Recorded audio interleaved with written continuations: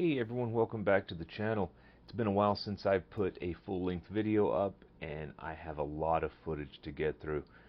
Here I am cutting the back plate, so this is a back filler video for my shorts that I was posting over the last couple of months. This is the back plate of my Mandalorian Mercs costume. You can see I'm taking my time with a very sharp blade here. This is a 5mm PVC that it's an expanded foam. It's kind of like a ceiling tile. However, I wanted to use this to try to build some things out of it. It's a little too brittle for my taste, but it's functional. I was able to get through this. You can see where I traced the original pattern. I took my time cutting it out, and then I'm going to go ahead and mark this line here, which is the sides of the back plate that kind of come around the back of your rib cage. I went ahead and marked those with an awl, and then I went back in and traced that with a pencil. So I also had to put these holes that allow the strap for the jetpack to go through the backpack, or excuse me, through the back plate. And you can see where I was marking those with the awl. If I had to do over again, I probably wouldn't cut these in this direction. I'd probably flip them 180 degrees the other direction. But you can see here where I filled in with a pencil, and then I'll be able to go back in and actually score that line with the sharp blade. And we're not going to cut all the way through. We're just going to score the line so that we can heat shape it. You can see I'm doing that right here. Starting on our next round of Boba Fett armor, we're going to go ahead and shape this back plate. If you've been following my channel, you know that I put those shorts out quite a few weeks ago, a couple of months ago actually. But I'm doing my best to get this Mandalorian armor build up and going.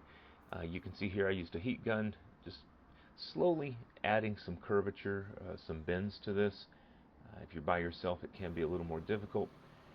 But we're going to go ahead and use a heat gun to hit those score lines. You can see I've already started here, and I'm using a sawhorse and the 90-degree edge. Again, if you're by yourself, this might be a little more difficult, but I would definitely recommend having a second person to help you shape this back plate to your own shoulders and sides. So what we're going to do here is fire up the heat gun. We'll go ahead and apply the heat about the same way we did when we did the cod piece. So you don't want to get it too close. You can already see it starting to bubble up there.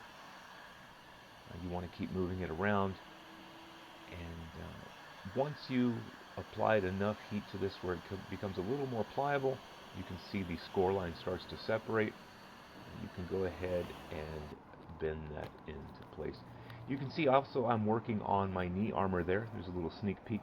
I realized that I had to get things ready in a hurry before the end of July. I plan on going to San Diego, and I started working on multiple pieces at the same time.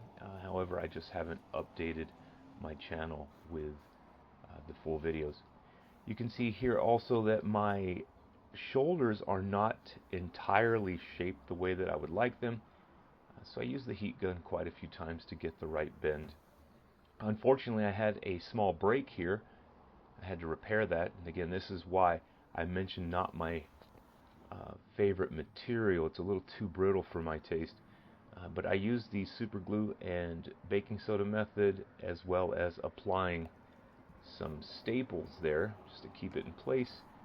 I cut the bottoms off the staples, and I'm going to go ahead and add some JB Weld. You can use fiberglass and resin. I was just trying different techniques to see what could help or what I could use to fix my mistakes. I'm also going to cut off this edge here. I realized it was too much. It's the pattern, its official pattern, it just doesn't fit my body shape. So I had to make some changes. After a few setbacks, we finally got this backplate of our Boba Fett armor shaped into place, and we're going to go ahead and start sealing up some of these edges.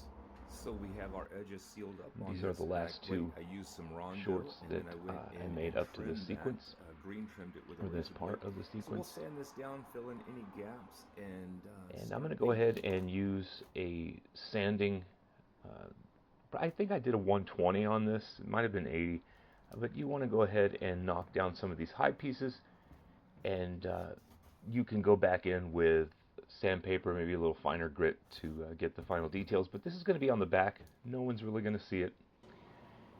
So you don't have to get too fancy. And I wanted to fix these holes where the straps for the jetpack come out.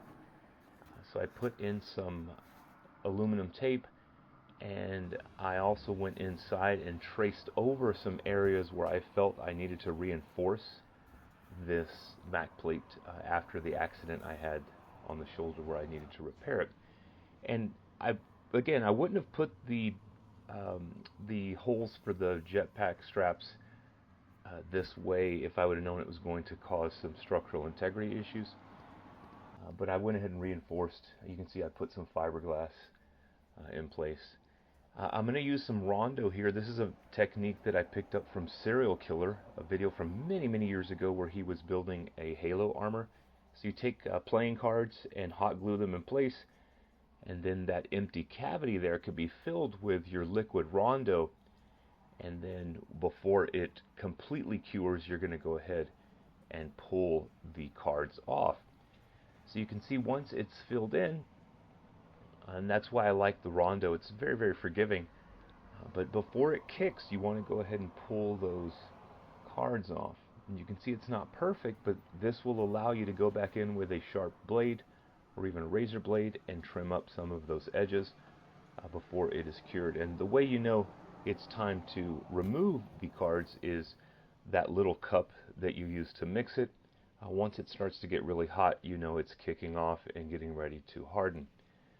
So you can see here, once you pull it, it leaves a little bit of pockets and pinholes. You'll have to go back in and cover those up, but definitely worth using when you have to go back in and add some details to your pieces.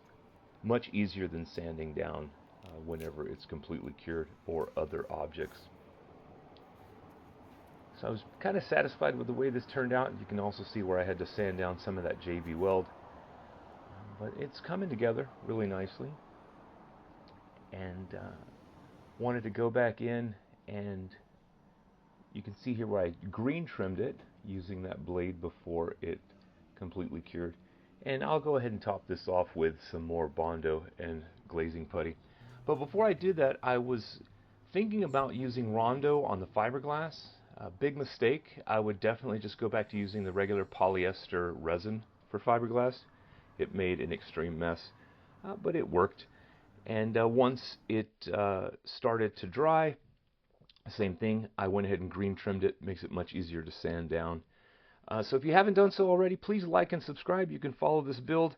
I will be doing my best to get other videos up and going. And before probably next week or the couple weeks, I'll get the second video of this series where I paint. You're going to see here also the collar piece on the front, the chest armor. I wanted to line up these edges, and it's not perfect. I could go back in and change this, but it's a minor detail, and I'm not trying to get costume approval. I'm trying to get this done before July 23rd. Update on So the this is Mandalorian the final Mercs short here. costume build. This is the back plate. We've got it shaped. You can see there where it doesn't Almost really final, line ready up for too primer. well. And we've got that connected to the front collar. Took me a little bit of time to get this put back together, but if you want to follow the complete build, that video will be coming shortly. I went back in with some glazing putty and filled in some of the gaps, tried to smooth them out. And again, this doesn't need to be perfect. This isn't like it's shiny armor that you're trying to reflect and get a smooth finish to. This will be textured, it'll be weathered, so it's going to be grimed up and dirty and sanded and scuffed and holes, so it doesn't need to be perfect. But you can see here where I sanded that down, and this will be ready for priming and painting. So again, thanks for watching, folks, and tune in for the next video. I'll try to have that up soon.